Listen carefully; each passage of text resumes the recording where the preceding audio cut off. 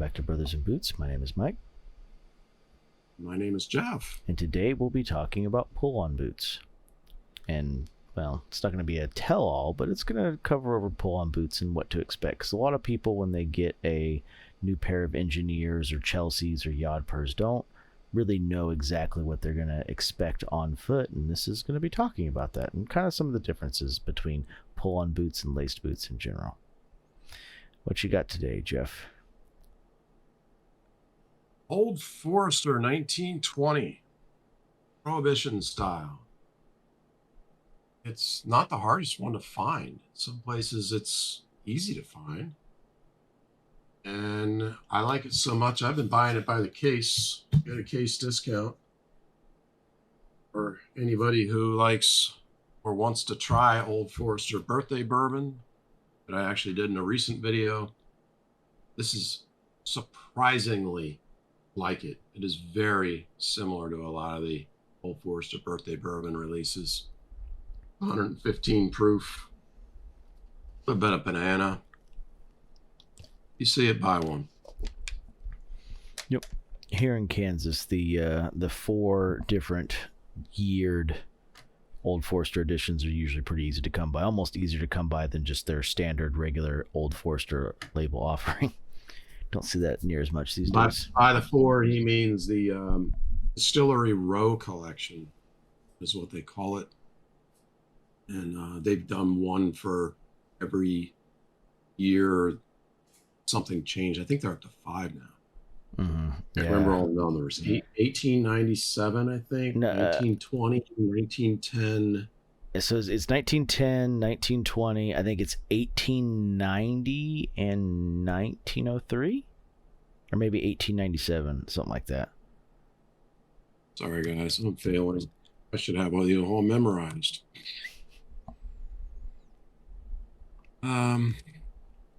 They were all made to commemorate different changes in the history, or as distilleries, or proofs, or like when they started doing bottled and bond for the first time.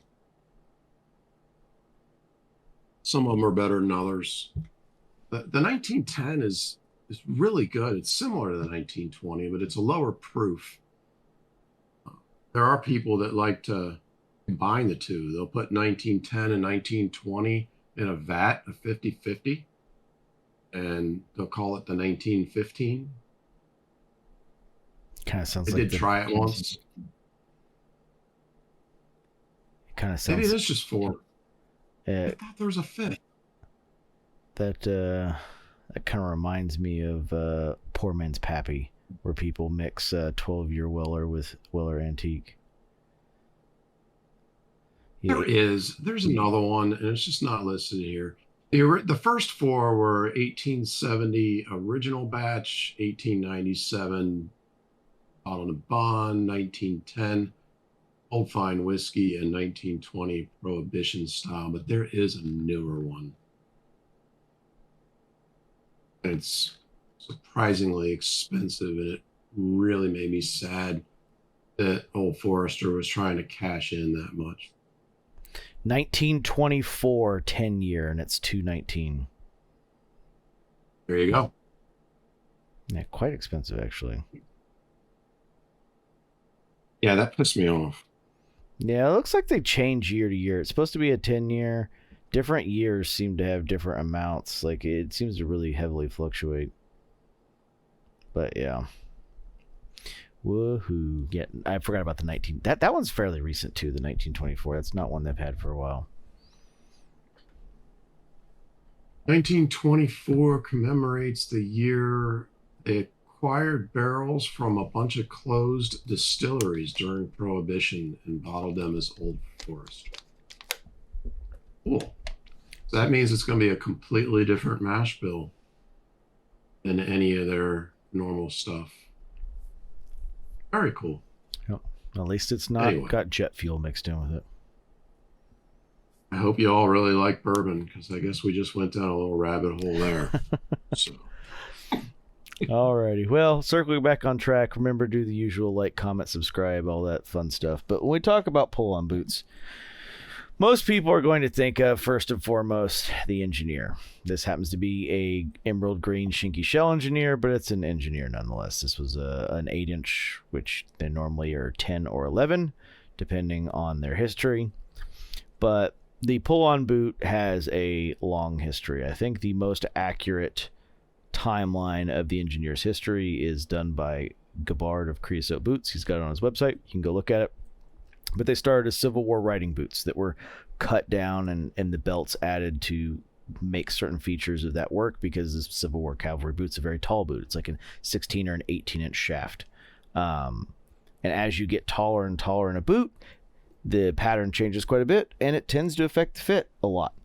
That's why most people say when you do your first bespoke boot or have your first bespoke glass made, you should never do anything above a 6-inch, because at 8 inches and taller, it actually affects how they do the lower part of the last. There is a disagreement as to where they originated from. That's one of them, and it's probably right. I mean, because it goes back further, and I've never heard anything specifically disagreeing with it.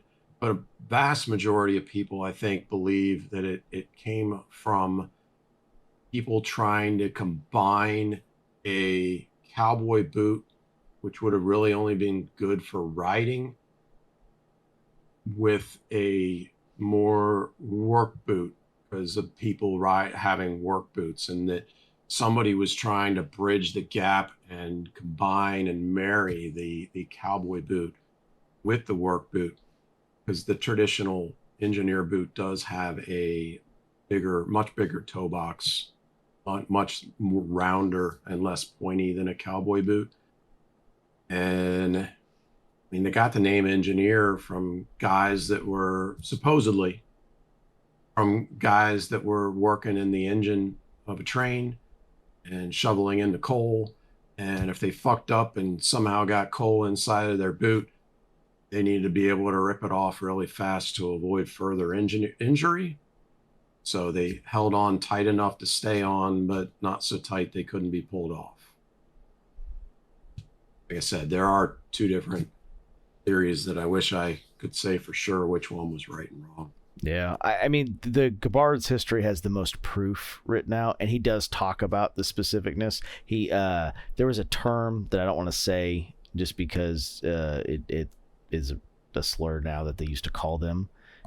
Ash and then the animal that goes meow. But there's a lot of debate on if they would have worn those or if they would have just like actually stuck their pants inside their boots around their laces so that the coal couldn't get in there in the first place. It was an interesting read. It's a pretty long one. I think he's talked about it in a couple different areas about the kind of realities of that and if it's true or not. No one quite knows. Most people kind of follow the history that that particular story has been told a ton by John Lofgren, who has admitted that he heard it from a Fry salesman in the 1980s, which has really pushed that story a lot. And it's hard to really trace back if it goes much farther back than that. But c'est la vie, here we are.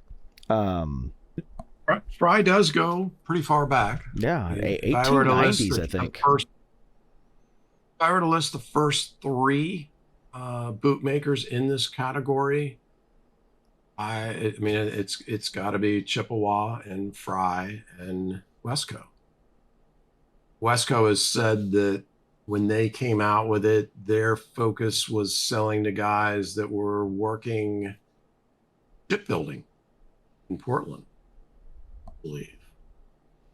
I haven't heard Chippewa give a exact reason, but they were definitely one of the very, very early ones to do it. 1940s. And Fry actually focused more on harness boots and campus boots engineers, but they are kind of in that same category of making a pull-on that's more rough and tough than a cowboy boot. Which boots continue to sit here by my computer. I seem to reference them all the time. But this is a harness boot, and it's see in there, but that's the label work that they did in the 70s. So this pair is from the 70s, and their campus boot was literally the same boot, but without any harness at all, which made it look more like a cowboy boot, but it still had the square toe on it. The campus boot was usually like 13 or 14 inches though. And it became a chick boot. But in the beginning, it was worn by girls and boys alike in the 70s and early 80s. Campus boot was an extremely popular boot. One note to call it here: when we talk about cowboy boot, we mean traditional cowboy boots. Obviously, modern cowboy boots have much bigger toes that are much more common. You see with like your Tacovas, your Ariats, stuff like that. Traditional cowboy boots did not generally have huge toes in that same way. The biggest you'd ever see was what's called an East Texas toe, which is a reverse undercut, which is like a woodworking chisel upside down, and those could get as big as 2 inches, but that was on the extreme side. So we're talking kind of traditional cowboy boot, which is meant for riding. Obviously, the smaller toe is to be able to get into a stirrup easy. That way you can find it without looking at it. In my experience, really the two cowboy boots that were most popular as far as manufacturer that you'd see in the store would be pointy or rounded. And when I say rounded, it's still pointy. It's just less pointy. Cowboy boots were always pointy, but they would have super pointy and they would have a little bit less pointy that they called rounded. There were others. I mean, you could buy some that are very, very exaggeratedly long. We've seen, I think we saw some of them in Breaking Bad. I think it was Breaking Bad, where they had some guys come up. Maybe they were assassins. And I think their boots actually like rounded all the way up. Yeah, they're like called this. roach killers. Yeah, they're real popular in Mexico. They're called roach killers, and yeah. But yeah, I mean, today we certainly see a lot more. We'll see what they call a square toe, which is nowhere near the same as this square toe. It's the front area is like really wide. We'll get the square toe and the Tavcoas or whatever. Tacovas, yeah. I've done a lot of those. Yeah, that's so there's two styles in that square toe. There's the one that slants down to the tip like this, that's called the French toe, and then there's the East Texas toe, which it slants down to the sole this way. So I have a lot, my two are East Texas toe that slant this way, but a lot of people like that French toe. French toe is real popular. Graham Ebner, which is kind of one of your more minimalistic, popular Austin bespoke makers, he does a ton of French toes. So there's a crazy number of bespoke cowboy boot makers. Oh yeah. There. And I mean, when I say that, I mean, holy fucking shit. Like, guys will have like custom work done on the shafts of their boots for the ranch that they work on. That, I mean, just the time alone that's put into these shafts is mind blowing, and probably costs like $1,000 just for the time to stitch the intricate patterns into them in different pieces of leather. So these guys really want to stand out. It's a very showy atmosphere. So they're always making some different toe or different or something to stand out. Yeah, no, it's fancy stitching's the name of it. And yeah, a lot of people do like $25 a row basically, and you count the rows out in the shaft, and each one adds another $25. They have a bunch of different pricing schemes, and that doesn't count like any kind of custom like cut pieces that are going to be like flourishes or embellishments where they put like an extra piece of leather that, you know, acts like a kind of like embroidery. That obviously will shoot the price way up. Like, you're seeing that become pretty common for them to actually put pieces on. Flora does a ton of designs that way. Like I said, I called out Graham Ebner because he's very minimalistic. He doesn't do a lot of that stuff. He sticks to more traditional fancy pattern or fancy stitching patterns and very like single tone traditional style boots. But I mean, he does the other stuff. He's just really known for his particularly elegant fancy stitching work. So, but Those are different toe types. But realistically, when we talk about these pull-on boots, there's tons of types and varieties. But it really comes down to like, why would you choose, something like this over a pull-on boot? When it comes to the engineer, for most people, straight fashion. Most people, it's fashion. Fashion and lazy. I don't have to fuck with laces. You just put your foot in, pull your foot out, so on and so forth. But what does that mean when you go to wear it, right? So when we talk about cowboy boots, which is probably the highest precision form of doing this, how a laced boot fits and how a pull-on boot fits are completely different. They don't even hold themselves in place in the same way. So when you put a laced boot on, like this one right here, right? Obviously you take up a ton of volume with these laces, but you lock in two places. Right here, across your instep and waist, that pushes you back into your heel, and then up here at your ankle, right? Like that's what's locking you in. But when we talk about a pull-on boot, it's entirely different. You do not lock in at your instep at all. The instep needs a gap, which is known as half of the pass-through line. The pass-through line is the point from here to here, where your foot geometrically can slip in. And if the pass-through line's right, you can bring the shaft in super duper narrow and you don't have to make a big old galosh out of it. And the reason is, if you've ever seen a cowboy boot mock-up, there's actually a gap right here on your instep of about 3/4 to a full inch that's necessary for you to put the boot on and off in the correct length. Most people get around this by essentially making the boot too long to make that pass-through line not as necessary. It's just a patterning thing you see with common, because when you go to specifically adjust a pass-through line, guess what? That's a pattern change. That's not cheap, especially for factory automated boots. So what you run into in a lot of cases is the reason there's so many of these bespoke cowboy boot makers out there, and there's a lot of them. You come to the Midwest, almost every town has 2, 3, 4, 5.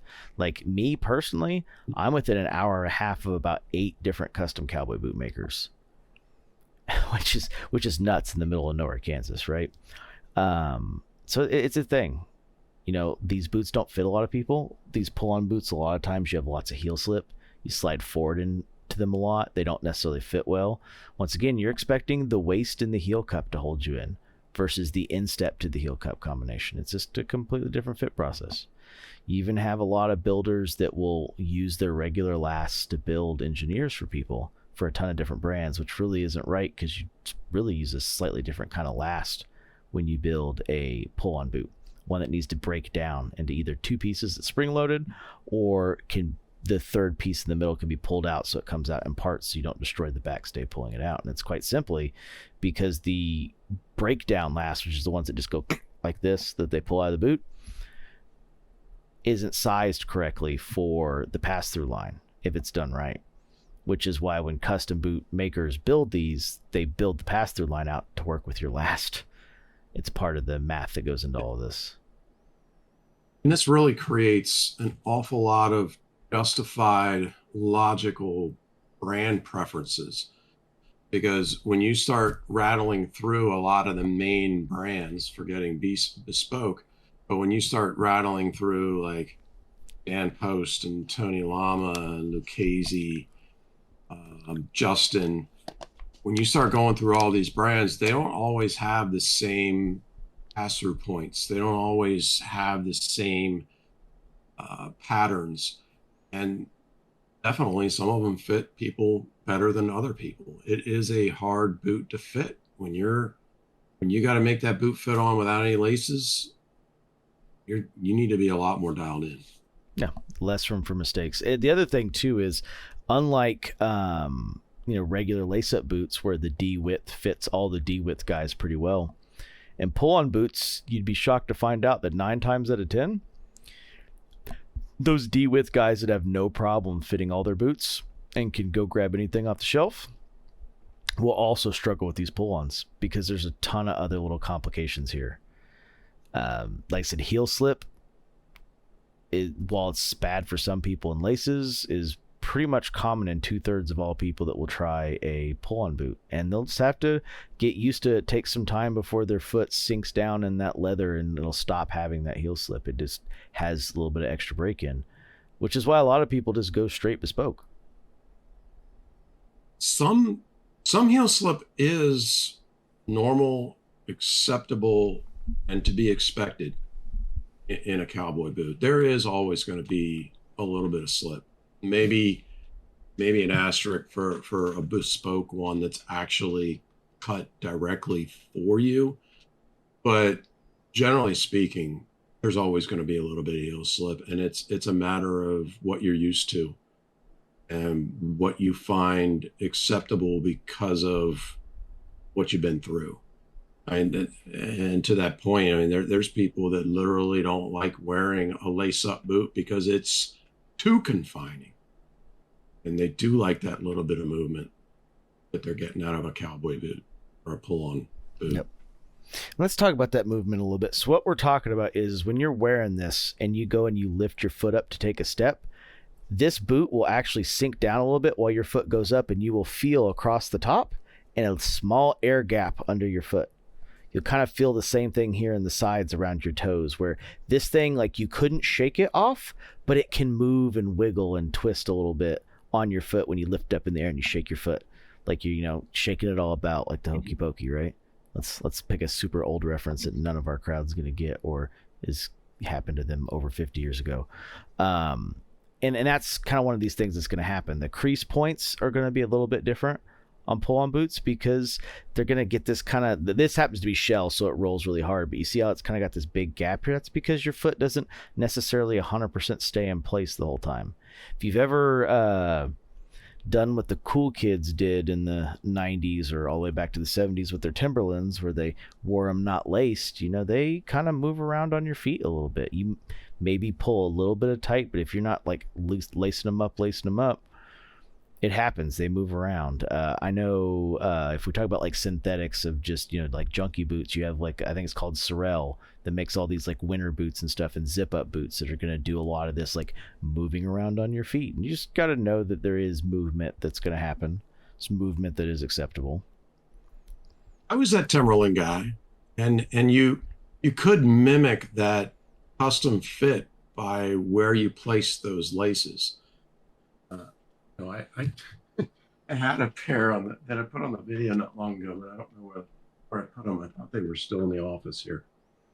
But when you lace those laces loosely through, you tie a knot in the lace when it went through that last eyelet that you chose, and you could tie that knot in a slightly different position and totally control how tight that lace is as you go through, to create a pull-on situation and to control how much heel slip you found acceptable.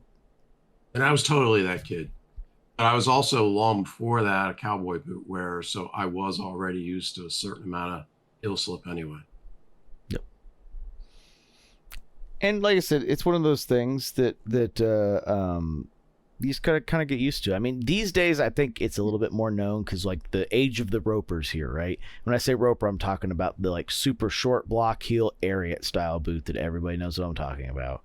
That's the roper style. That's kind of like the original walking cowboy boot. They didn't gain popularity to like the 60s, but everyone's seen them. Everyone's probably known somebody that's had them. A lot of times we call them shit kickers. The roper boot is extremely popular these days. I didn't realize roper was ever called a shit kicker. I thought that was Herman Survivors and Timberlands and shit along those lines.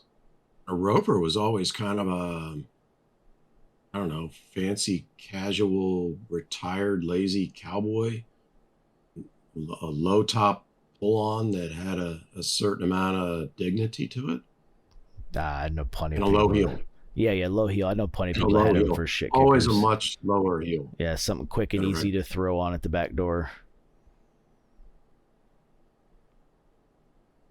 But certainly a lower heel. I guess that's part of the distinguished thing, because it made it look more like a dress shoe with the lower heel. Yeah, and it usually had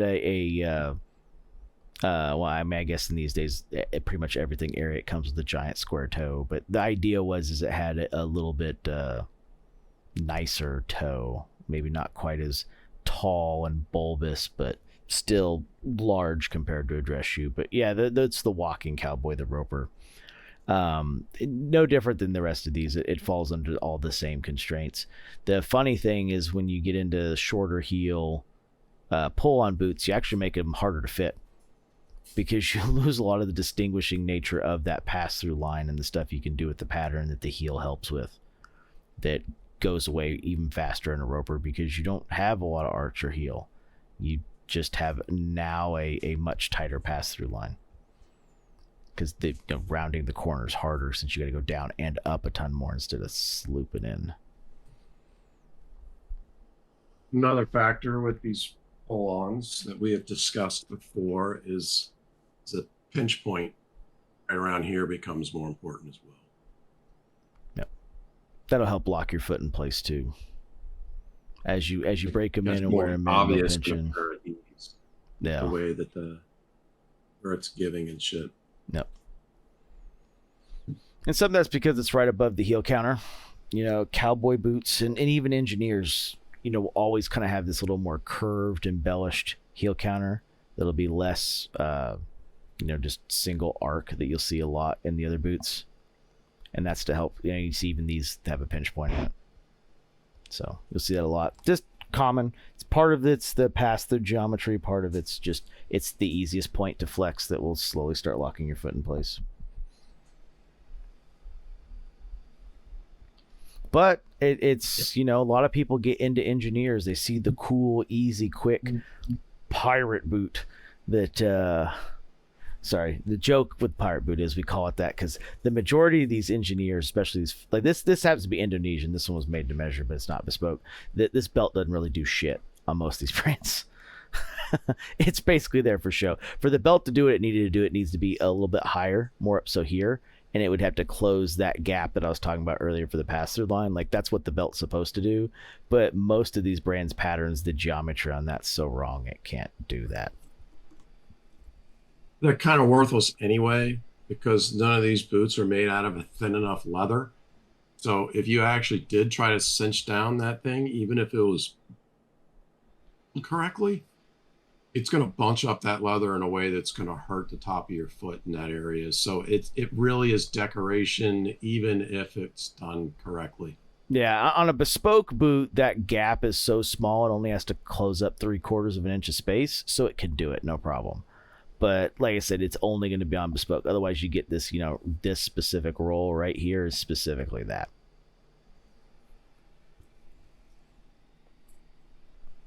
Yeah, it's a decoration.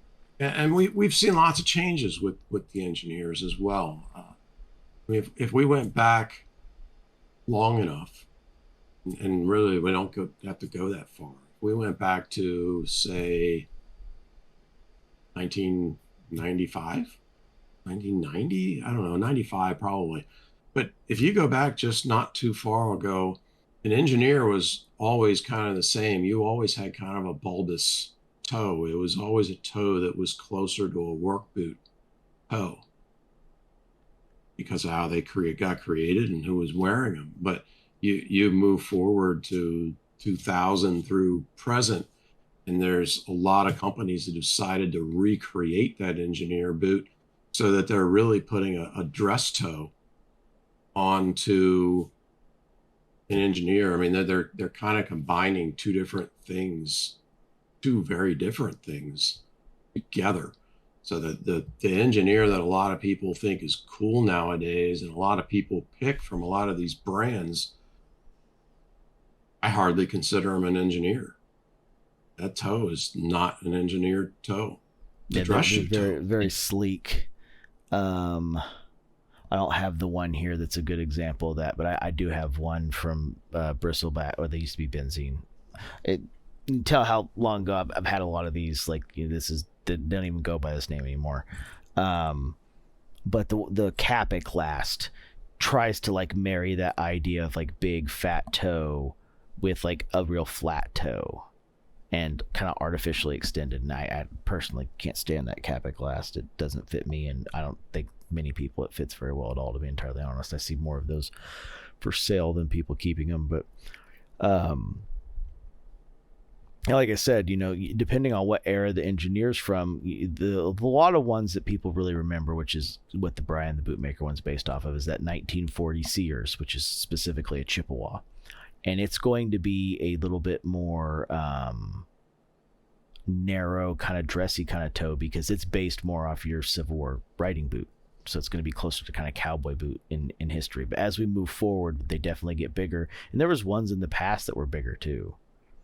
Once again, another thing people hate to hear is cuffing in jeans, right? People who cuff their jeans, but the original cowboys cuffed their jeans because when they were riding, they wanted to stick their legs out as far forward as they could and be protected all the way down across their boots from abrasions in the natural environment. Not everyone was riding in open fields with curated grass like we are now. Most people were riding their horses through fields where the grass went all the way up to the horse's belly or higher. So they cuffed their jeans while they were walking so they weren't on the ground. And then when they got on the horse, you could pull the cuff down. Chippewa was a major pioneer in that area because they did so much white labeling. I mean, you could go to Sears and you could go to Montgomery Ward, or you could go to J.C. Penney. I believe all three of those sold a lot of engineers, and they were all white label. Chippewa, I believe, LL Bean white labeled a bunch of Chippewa for a while. Sadly, anything that it's called Chippewa nowadays really isn't, and they got bought, and it's more a trading name, unfortunately, at this point than what they were. Yeah, they call them zombie brands these days. See it a lot in tools too.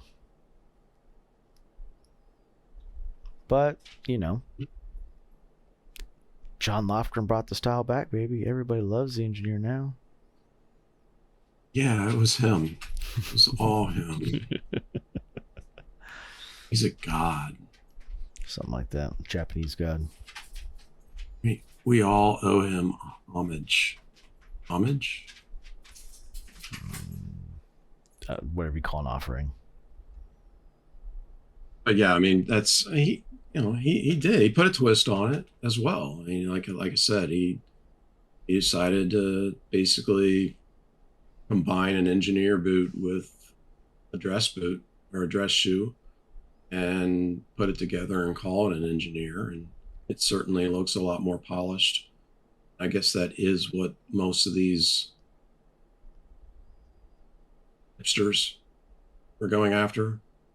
Yeah, his is specifically based off of 50s and 60s movies, which would have been, for the time, 100% focused on a not working boot, which makes sense with what he made.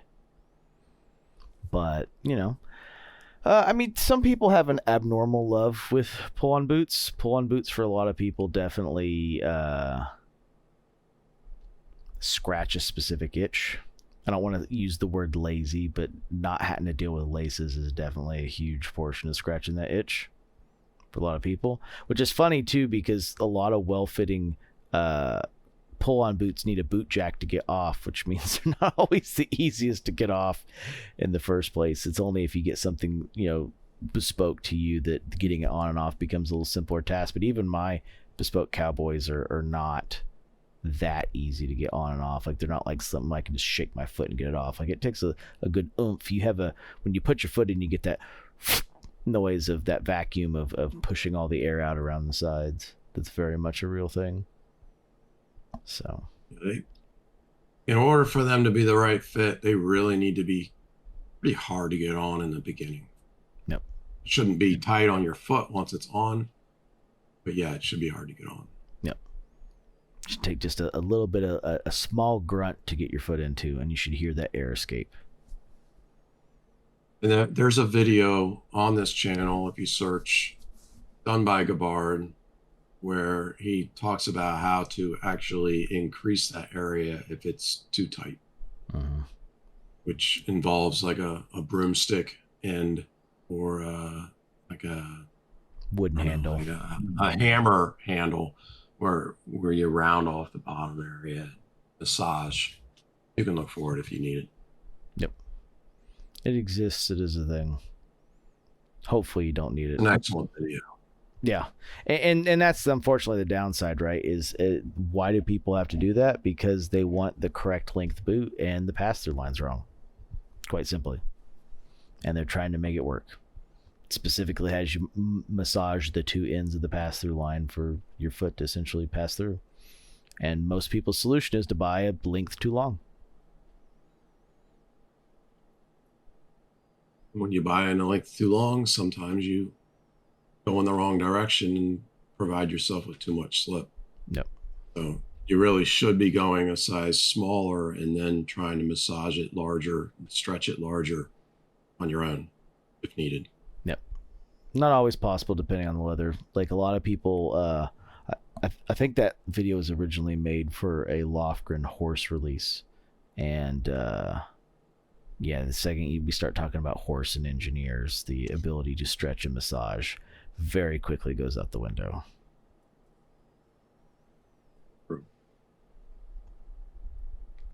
And since you brought it up, that's a really dangerous area is when you're going with rump, because horse does not stretch very well. It is not very forgiving. So the people that are building that boot need to be more on their game for creating a horse boot than a cow boot. No. Yeah, they don't usually in the tanning process shrink horse like they do cow. One of the things that's noted about Chrome XL and it's like why it's so stretchy is it's 20% shrunken in the drying process, which is what gives it that stretchiness, right? And you're not going to get that spring back. It's not cow, it's not bison. There's no real spring back in horse, so it's pretty much got to be spot on from day one. It'll have some give, but I mean, cow you can usually get half a size out, half a length, half a width in terms of stretching it just by wearing. But in horse, you're not going to get half a size out of anything. A lot of people learn that the hard way with horse leather jackets. It's like, oh, can I stretch up like half a size on a horse leather jacket? No, not a chance. It's always going to look weird and bind in the same spots. There's not a chance. Like it'll give, it'll let go, it'll increase some, but no, not a chance. One of my favorite videos in talking about that is I think Greg, every time he doesn't ask me anything, always gets at like, can I stretch up a whole size? And he's like, you couldn't even stretch up half a size. No chance, not in horse. So, but I mean, these are the joys of pull-on boots. Most people in the boot community have 5, 6, 7, 8 pairs of pull-ons that probably none of them fit right. And they've done crazy shit with leather insoles and all kinds of other nonsense to try to make them work, and they quite honestly just don't. Sad but true. And you got builders that start to decide they don't even want to do it anymore. Whether it's because they can't get it right or whether it's because they just don't have time to fuck with it anymore. Whites, for example, used to have a Plainsman model. Can't remember the last number. But they haven't made that in at least 5 years. They just stopped making it. They still have the lasts, and they certainly might come back and start making it again. And maybe if you're a good enough customer, they might be willing to bring it out and make you an MTO. But that Plainsman got discontinued because they were too busy. They had too much, they were making too many boots that were lace ups that were less trouble, less fitment issues. And they weren't doing as much custom MTO fitting anymore. And they decided it wasn't worth their time. It took too long to make. It took too long to make sure that it was done right. It had too many fitment complaints and issues and bitching. And they said, let's stop this. Let's mothball it. Maybe we'll never come back to it. Maybe we'll slow down and come back to it, but they won't do it. And like we said in the previous episode, I think it was the previous one, maybe one before that, the harness boot that they made, they're not making anymore either. That's apparently been removed from their list. They're doing the engineer, but they're not doing this harness one anymore at White's. Yep. And that one, that was a weird one too. I can't remember if that was called the Freedom or something like that, but that was all it was different about it in the engineers had a square-toed last, same arch and everything. So It had more in common really with their bread and butter, because the harness last 2505, I believe, square toe harness last actually has the same arch as the 55 and the 4811, whereas their 1970 Nomad Engineer last actually is wider in the ball and less arch. So really, fitment wise, that Freedom should have been easier for him than the Engineer. one would think. Maybe it could also had like systemic long-term pattern problems. Like I said, the answer when Jeff says fitment issues, he specifically means a company dealing with tons of returns and rebuilds is what he's talking about. Not just people complaining online that didn't fit. It's the return and the like rebuild aspects of it that are problematic. Not saying that people's reviews don't matter, but let me tell you, having to refund, $1,000 boots multiple times a week versus dealing with a couple online Karens are two totally different realms in business. So, hell, there's a couple brands out there that basically thrive off negative reviews somehow. Oh shit! Yes. Sometimes I laugh. Good. I laugh more each time because we keep on indirectly referencing it without going into details, and I think we've done it like 6 or 7 times now. And those who know, what is it they say? If you know, you know. Yep. If you know, you know. Some of you have no idea what we're laughing at. And that's fine. It's not that important. It's just ironic that you can get all the bad press in the world and people can shit talk them all day long justifiably. And there'll be people like, man, so much talk around this brand and people hate them so much. There must be something good they're doing. And it's like, no, that's not what anybody is saying, but here we are. And then 6 months later, they'll be on the hating bandwagon too. That is the funniest, most rewarding part of it. I shouldn't find happiness in people's distress and unhappiness, but I do. I hate to admit it, I do, and it's because of the way that they act. I mean, they want to defend. They want to. I don't know. They want to champion them. They want to be a cheerleader. They want to help that company out, and they say all of these positive things, and they laugh at and discount anybody who's had a bad experience as if like they're fucking lying. As if, oh yeah, I get my rocks off on telling a whole bunch of fucking lies because what? I don't like their logo. I mean, get real, people.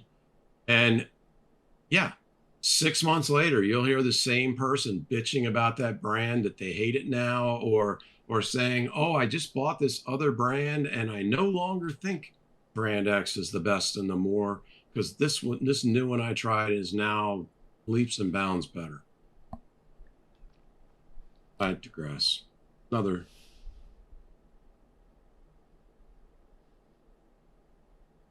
rambling moment. Yeah, good old rambling rabbit. But yeah, so this is the pull-on boot world, right? Like this is the tough part is no one is generally prepared for how they should fit.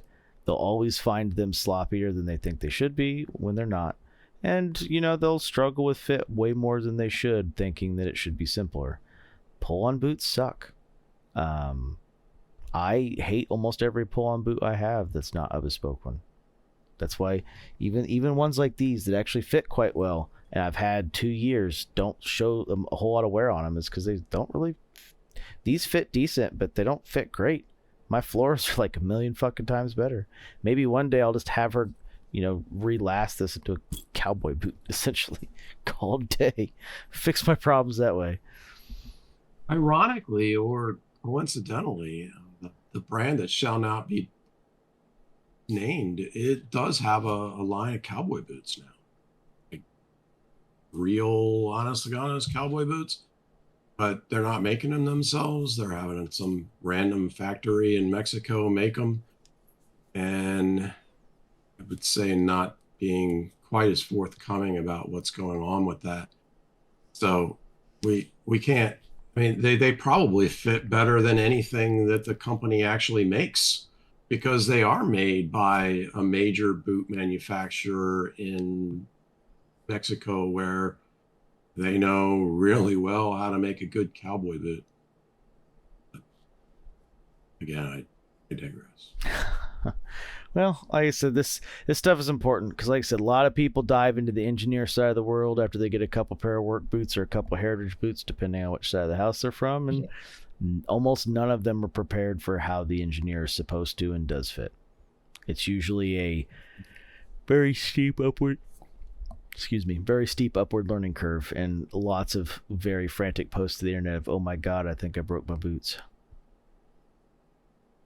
And if you are getting into cowboy boots, this won't be a lot of help with an engineer boot per se.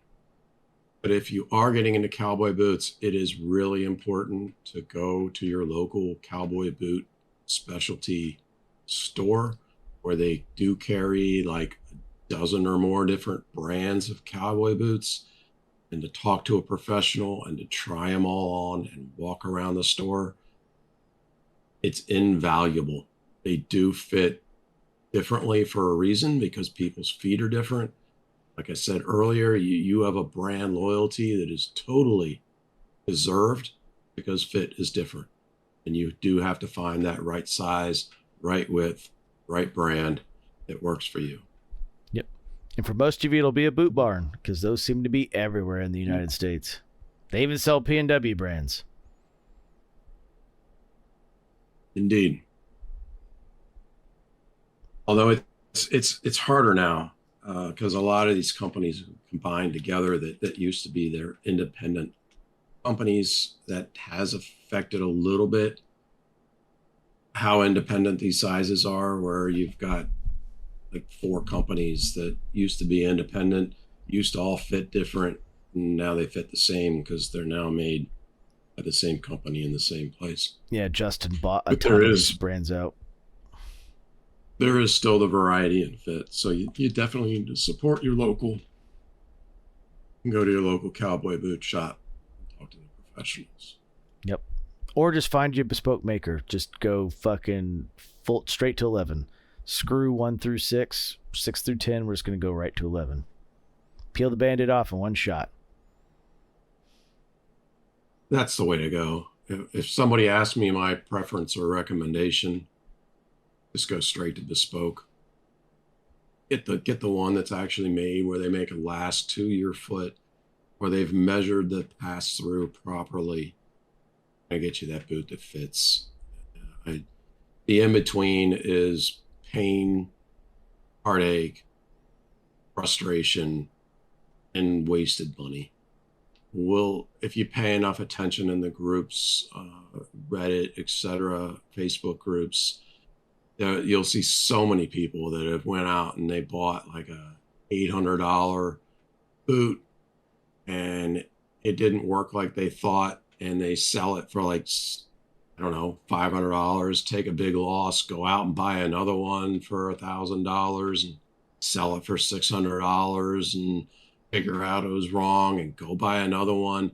And these people, they'll do this like 3 or 4 or 5 times until they find the one they're happy with. And the amount of money they wasted along the way, they could have bought the bespoke one and been in a lot better shape. Yep, 100%. And that's how it goes. That's about as much as really needs to be said about pull-on boots without getting into their specifics. I mean, this is really kind of meant to just kind of open everyone's eyes a little bit on a little bit of history and how the boot really feels on your foot. We've tried to exemplify like the big differences and like what you're going to feel in the differences. Hopefully we used good examples. I hope so. Maybe we didn't, but tried our best to articulate in words a feeling on your foot. in between the two. And maybe this might also tell you why your favorite P&W company doesn't do this anymore. There's a reason. Like White's has or been, never did do it, or is that's true too. hesitating to do it. Yeah, all the above. or is still doing it but constantly pissing people off every time they get one. It's a tough one. Yeah. I mean, when you get it right, in my opinion, there's nothing better. I mean, an engineer literally is my favorite boot. I love my harness boots. I mean, they always hold a special place for me, and they do seem to strongly go hand in hand with motorcycles that I like to ride, and the way that they're portrayed in movies. You'll always see this harness boot being worn by that type of person, is stereotype, so to speak. But really, the engineer is the perfect boot, more so than that, because the engineer looks more like a regular piece of footwear. And it can be worn in a lot more different situations. And when it fits right, a lot easier to pull that thing on and off than it is to fuck with lace and shit. Oh, absolutely. It's just hard to get right. Really is. It's a tough one. I have gone down that path and gotten rid of a bunch of my stuff. Never made it there. Well, I've made it there, but basically by going, straight to 11. On a related note that we should have thought about in the meat of this episode early on, but we could talk about tanker boots as well. Tanker boots are kind of a similar area where we've tried to avoid laces, and tried to avoid laces on a boot that, is kind of a work boot at heart. And if you do one of those boots loosely enough, you could almost turn it into a lace up, especially if it's short enough. But it is another way to avoid getting caught up on things and avoid a lot of lacing time. Of course, a tanker boot is made for being on a submarine where they're not allowed to have laces to get caught up on things. That's similar kind of idea as where the engineer came from, being able to pull something off a lot quicker and easier if you need to, and they also won't get caught up as much on things. No. That's the idea. But the modern tankers that most companies make are straight up their regular laced models where they just use belts to cinch up the difference. Bunch of brands make them, but they're literally using laced patterns. That's the closest they get to pull on is not having laces while being made out of a laced pattern. I can think of exactly 0 builders that are making a true tanker boot. And can you think of any that are actually making one? Nope. Most of them call them belt boots, and they're literally their regular laced patterns that have just not had any eyelets punched and have belts sewn into the pre-existing patterns. And they don't work well. They're novel, but they don't really work well. Give a shout out here to Nobtaka Nix. He came up with something really cool that improved that design just a little bit. And I don't think any of the builders have come up and utilized it. But like when you've got most of these, of course, there's no lace holes on it, and they'll go up to like right here before you'll see any of the belt work taking place, which means that from here to here, you've got some awkward, ugly, horrible bending going on. It looks like a predator's mouth. It widens out in a weird way. It's absolutely horrible. But Knob decided to actually have some holes put in. I think he skips, so it's kind of It's like 1 in 3. Yeah. It's not as many. Like he'll have two holes where there would have been 4, I think. And he'll put a piece of leather laid down over this area where he's used Chicago screws in 2 spots on either side to lay it down and make it look better. That's by far the best improvement I've seen on that design. And I do wish we'd actually see some true tankers being built. Yeah. Well, I would like to say Nice. it would take a complete different pattern. That's a way to skip needing to build a specific pattern. But it looks like a predator's mouth. Like if you can't imagine it, imagine a predator's mouth on the bottom of your foot, and that's what it looks like. Once you've seen it, it's hard to not see the predator.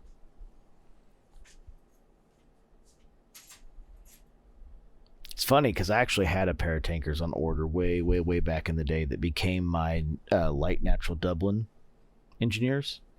And the whole reason those got switched over that was because I saw the first couple people get those, and it's like, oh my god, I can't deal with that like widening of the bottom where it looks like it's unlaced and then it goes to laced. It looks like the predator's mouth. And once you see it, you can't unsee it. I'm glad. I'm so happy I avoided that. I like so many other people, when it first came out by some of these builders, I was so fucking excited. Super excited. Oh, that's cool. That's different. Oh, I like that. I gotta have that. You know, it's special. But like Mike just said, when these things when they started actually rolling out, they did not turn out to be as exciting as I imagined. Yeah, there wasn't much getting around that, unfortunately. This is what it is.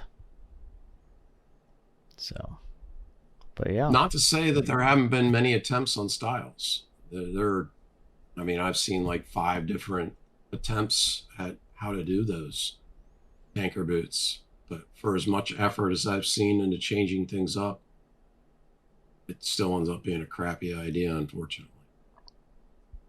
Well, and it also adds a lot of the weirdness of a pull-on boot with a boot that is supposed to be secure and basically the same thing as laces but not laces. Because everyone I've heard about having one has always mentioned that the belts take a little bit of getting used to because they don't cinch down the same way laces do, and you still have some kind of forward and lateral movement in them that you wouldn't expect to have. So, but at least you don't have a hard time getting them on. They have a tongue, so you don't need a pass-through line, right? Woohoo. Certainly adjust it. That is true. But anyway, however, I don't think I've seen any short enough to really turn it into a pull-on, right? I mean, the way that they're made with that pass-through and the heel movement you get, I mean, people are doing 8-inch usually. People are doing 10-inch. Not sure I've seen a 6-inch, but I don't think a 6-inch might get caught up on your pant legs. So a 6-inch would kind of seem too short. 6-inch might allow enough pass-through to turn it into more of a slip-on, pull-on. There probably is not a happy place there. No, I don't think they can make it below an 8. The way that top belt has to work, I think at a 6, I don't think it would work. So, and like I said, since all of them use a regular gusseted tongue in the same way they do their regular line, it would probably have to be an 8, because that's what basically alleviates the need for a pass-through line, is you have that fully functional gusseted tongue that opens up. Seems right. I don't think I've seen a 6. And yeah, I agree. It has to be an 8 in order to make the boot fit right after you're done buckling. But with an 8-inch, you're never going to be able to set it up so you could turn it into a pull-on and move it on and off without adjusting your buckle. Yep. A 6-inch, you could probably get away without adjusting your buckle, and you might be able to get a great pass-through going on like a cowboy boot, but it's not tall enough. And you're not, it's not tall enough to be secure, and it's not tall enough to not get caught up in your pants. Yep. So yeah, I'm not sure there is a perfect way to do that. Probably not. It's not a perfect boot. Then that's probably the other thing too, is most of these pull-on boots had a specific purpose. They weren't meant to be all-rounders. And that's probably a hard reality for a lot of people to kind of come to grips with, because they do want to use it like they're all-rounder, and these were just never really meant to be that way.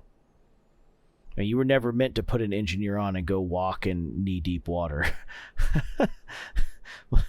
Even the best fitting engineer with all that extra weight in there now, one, it lubricates your foot, but number two, you'd be able to slide it free. I say why not? Why not? I mean, it would be better in some ways. It's plenty tall enough. It's got less seams than a regular pull-on. Why couldn't it be great at it? Well, no, the second the water level. No. It'd have to go over your knees. But what I mean is, anything like knee deep, the water goes over the top, will fill the boot up, add extra weight, your foot will just slide right out of it. And as I explained in another episode, I mean, this is my second pair that I bought on eBay used because I needed the memories of the original pair I had. The original pair I had was about 5 years newer than this, so still like early 80s. But it was the same boot by the same company. I wore this boot through creeks and streams. I wore this boot through everything. And it did everything I wanted always. Did you ever walk deep enough that it was over the top of the edge? Of course not. Well, that's what I was talking about. That's specifically what I walk through creeks. Yeah. You know, and I'm talking creeks that aren't. I mean, those are 12 inches tall. I wasn't walking through creeks that are more than 10 inches. You know, it's like walking through creeks that, I don't know, some roads go through to drive through a creek without a bridge. It always kept my feet dry. When I decided I was going to walk through, I don't know, 6 or 7 inches of water to get to a little island so that I could drink all night at a bonfire before walking back, feet stayed dry. Yeah, no, and then that's what I was getting at. Is I'm talking about walking through stuff that's deep enough that the water can just go over the top, fill it up, add a bunch of weight to the boot, your foot slip right out of it. That's what I'm talking about. That's what I meant by lubricating the foot. You're fucked there. Yeah. And I have tried to walk through overly muddy situations when trying to walk through like 10 inches of water. And I've certainly had situations where I felt my foot start to pull out. I can't say my foot actually pulled out so that I was fucked because I was conscious of it. But I have had situations where my heel went up a good 3 inches from where it was supposed to be before I realized that I was about to be in an oh shit moment and I needed to grab down and literally pull the boot out of some mud. No, I mean, it happens. But once again, on a 10-inch P&W lace-up boot, you wouldn't have that problem. And that was kind of really the point. But that's what I mean. These boots are all, purpose built, right? Like they weren't really meant to be all rounders in the same way that we like buy our P&W work boots these days that are really meant to actually be all rounders. It's true. They've got their limitations in a logger / service boot. Really doesn't have any limitations. Yeah, and once again, they were designed to be all-rounders like that, right? Like, when you're going to war, you don't, just bring your Vietnam jungle boots to the frozen north of, soon to be the parking lot that is now called Russia.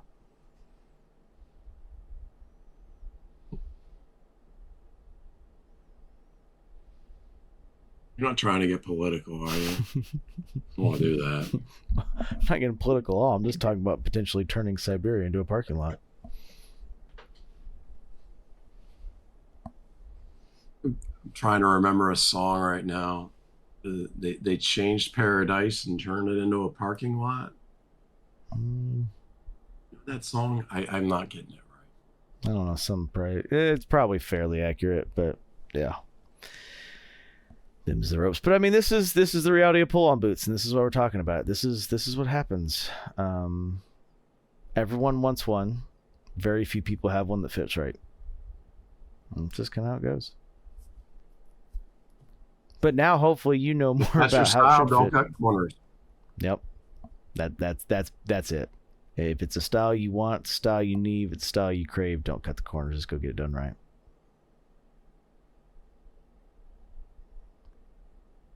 Go to the boot barn and try on a dozen different brands, or go bespoke. Yep. I don't think that anything in between is a very good idea. No, it's just going to lead to more boots needing to be flipped, and you'll basically be Rolling there price wise.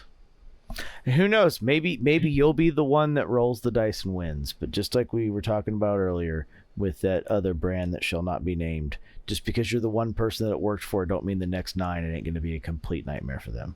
And that's kind of the reality here. If it does happen to work for you, great. But just remember that chances are it's probably working for you in your mind because you want it to work, not that it actually would hold up to any scrutiny of someone else looking and seeing if it worked. And that's the really reality. Ask all the clinch guys that love their clinch boots, that do all the wildest things to make their clinch boots fit. It's kind of the same thing. It's just how far are you willing to go to make it work? Are you willing to try that hard and make it work? Maybe. But most of us no. Probably should have brought up cinch sooner, but yeah, that's yeah. That is an expensive brand. Everybody loves them, and that special crease line. Can't remember the name. Guillotine Cleaver. And you know, I never really thought about this crease lines until I heard people bragging about it with their toe cinches. tracks. Yeah. Well, you have clinch with the guillotine cleaver. Yeah, but you have a lot of people that like the toe tracks. Yeah. I never really noticed them, but I was cleaning these things up recently, and I was they got a toe track. I can see it. Yeah. And you won't be able to see it. There is a toe track. No, you can see it. The shadows show you right where it's at. Yep. Yeah, the shadows actually show us right where it's at. There's one of the few upsides of a camera you can see it real well. Yep, those had a toe track as well. Technically still does. It's hard to see. I think that Clinch tries super extra hard to make that more obvious than it should be or would be. But yeah, it has happened accidentally because of the way the boots are made. Yep. A funny story about that is, actually, I probably shouldn't say that here, but let's just say a lot of their popular models may or may not be based off 1960 Acme boots. Didn't hear that here. It's all right. You can hear it here because nobody's going to know what you're talking about. But like I said, these are pull-on boots. This is the world. Just if you didn't learn anything else here, please just do not go buy any random Indonesian brands engineered thinking it's just going to work out the best for you. You need to have a conversation with them at first. Make sure that you can give them the measurements that matter and that they know what to do with what those measurements are. A lot of them can talk them. Not a lot of them can do them. So. Throw words. Pretty much. Do the usual down below. Like, comment, subscribe. Tell us how much we don't know about pull-ons, how fucking wrong we are. Tell us that your Lofgrens and your Clinches and your Benzines are the greatest boots ever and Mike's just a fucking idiot. And once again, I got broad shoulders. I can handle it. Yep. And then we'll tell you the same thing we tell all those other bros that love their particular brand, and that is just because you are the exception doesn't mean you are the common man. Pleasure as always. Thank you for joining us. See you in the next one.